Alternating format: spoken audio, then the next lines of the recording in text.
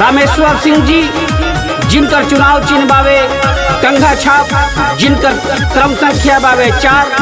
कंघा छाप निशान पर बटन दबा के रामेश्वर सिंह जी के बीडीसी बनावे के बाद जनता जनार्दन से इतनी गुहार बा, सब जनता से विनती हमार बा।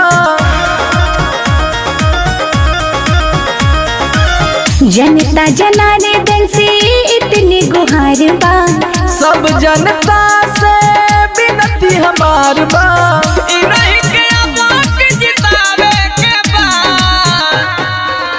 रामेश्वर सिंह जी के बीडीसी बनावे के बा, कंघा छाप पर बटन दबावे के बा। रामेश्वर सिंह जी के बीडीसी बनावे के बा।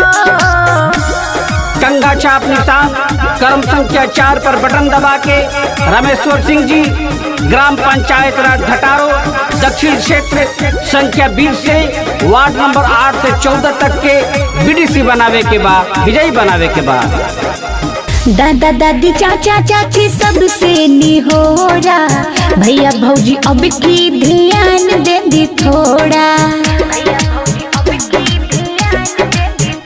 देखो आगाई समय मन में कर ला तू तय, बटन कंघा छप्पर दाब के कराई लोग विजय।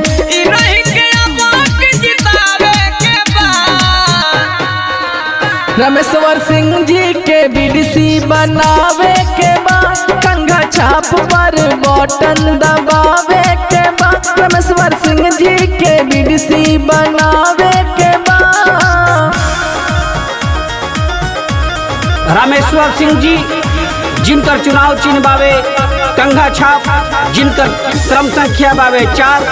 कंघा छाप निशान पर बटन दबा के रामेश्वर सिंह जी के बीडीसी बनावे के बाद जीती है तो होई पंचायत के विकास, चाची भैया दीदी करी लोग विश्वास। सबके बीपीएल राशन कार्ड मिली इंदिरा आवास, कोई सब कर विकास के हो रही ना उदास।